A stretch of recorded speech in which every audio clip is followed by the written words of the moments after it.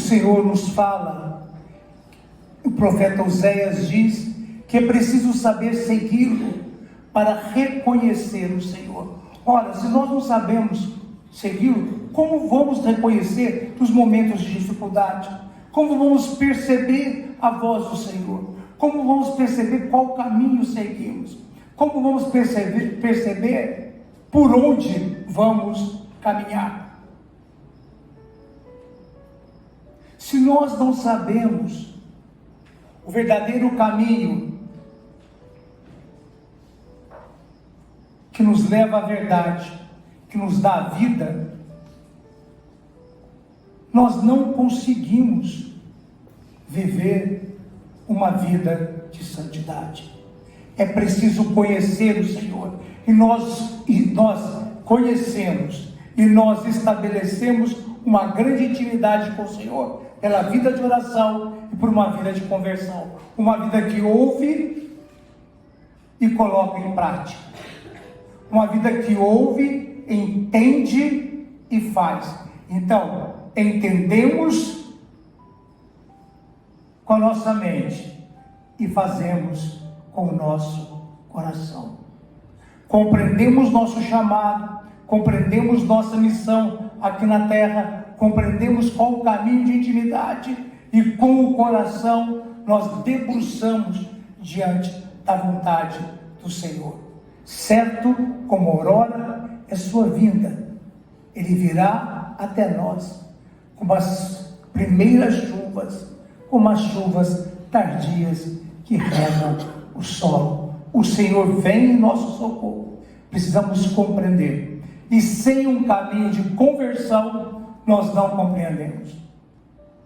Sem um caminho verdadeiro e profundo de conversão, ou seja, de uma mudança de vida, de uma mudança de pensamento, de uma mudança de costume, de uma mudança radical na nossa vida, nós não conseguimos, em hipótese nenhuma, segui-lo, porque não vamos reconhecer a voz do Senhor. Será uma voz como todas as outras, que vão bagunçando, que vão fazendo um barulho na nossa cabeça, e nós não conseguimos perceber a voz de Deus. Porém, a todo homem que procede retamente, eu mostrarei a salvação que vem de Deus. A todo aquele que trilha seu caminho de conversão, a salvação é mostrada, a salvação é manifestada, a salvação está na nossa frente. Por isso que o homem e a mulher de Deus passam diante do sofrimento, diante da dificuldade da vida, diante das escolhas, eles passam de uma outra maneira, não da maneira que o mundo passa, não na forma do desespero, mas na forma da esperança, como vai colocar a segunda leitura, que vai dizer de Abraão, que Abraão, tendo a promessa, viveu esperando a promessa. Ele largou sua terra, tudo, e foi aonde o Senhor o enviou. Ele não segurou nada para ele. Ele não segurou, ele não reteve nada para ele. Abraão foi diante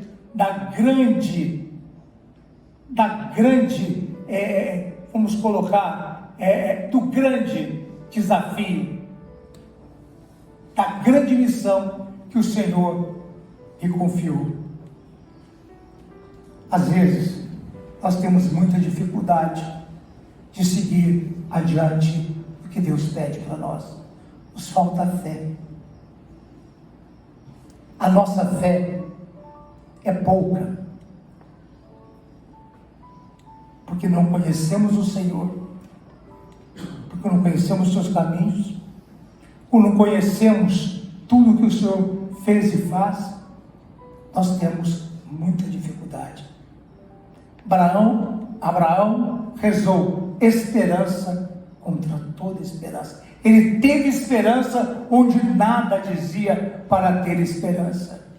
Ele esperou diante da promessa do Senhor, que ele não sabia quando iria realizar. Não sabia como. E depois que a promessa realizou, Deus colocou Abraão à prova, pedindo que ele sacrificasse seu filho Isaque. E Abraão não teve dúvida. Levou o filho ao altar, que depois se tornou um altar da promessa, onde Deus providenciou, ou Javé Iré. No Evangelho, aqui está bem resumidinho, né? Mas no Evangelho fala do convite a Mateus.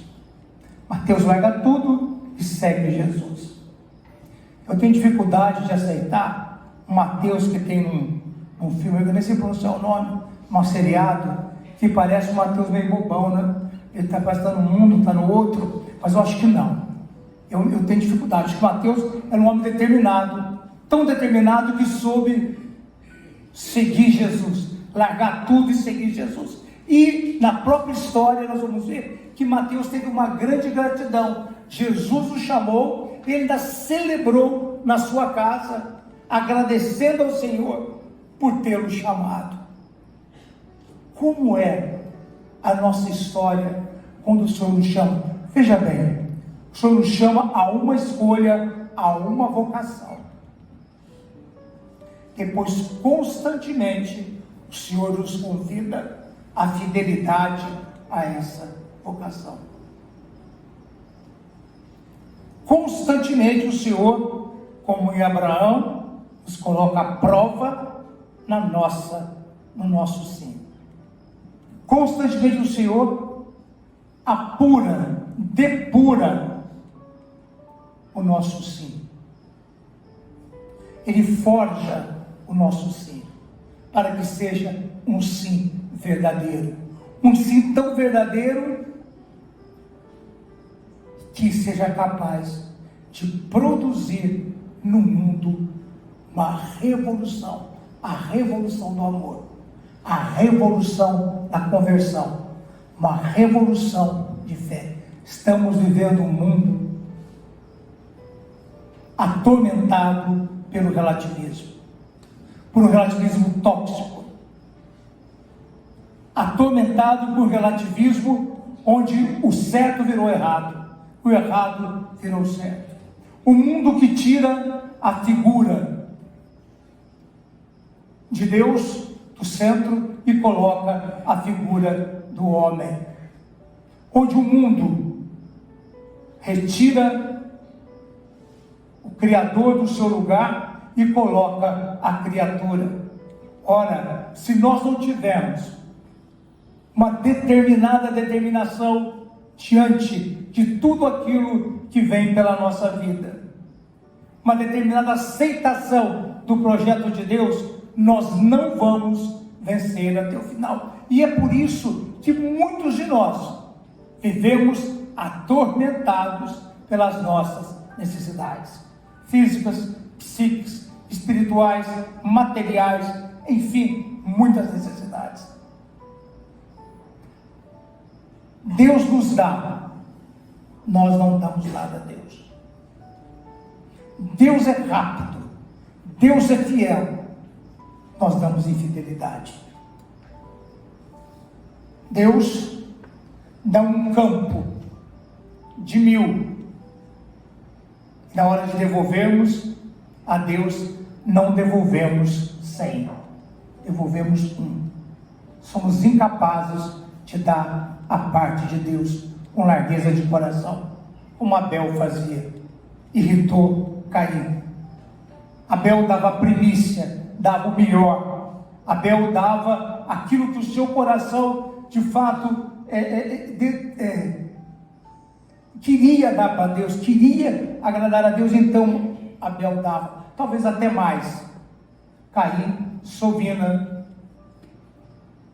ou muquirana, como a gente quiser falar, ou seguro, ou avarento, ele nunca cumpria aquilo que de fato deveria cumprir.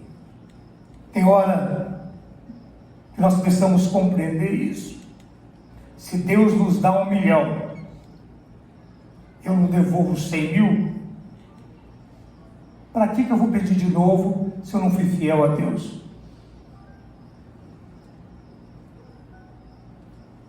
Se Deus te curou e você não mudou de vida, se Deus te atendeu e a sua vida não correspondeu,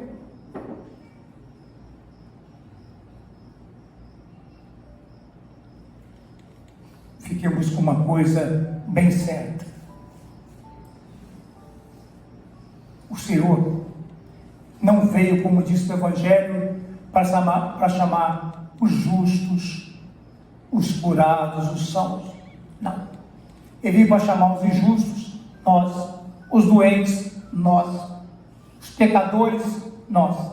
Mas depois que ele chama, mudou. Depois que ele apresenta para nós seu caminho de salvação, mudou. Eu não posso ser mais injusto. Eu não posso mais ser infiel. Eu não posso mais brincar com aquilo que Deus me dá. Eu não posso mais brincar com a fé. Eu não posso mais brincar com a religião. Eu não posso mais esquecer de Deus. Não posso. Porque Ele já nos deu e agora nós conhecemos.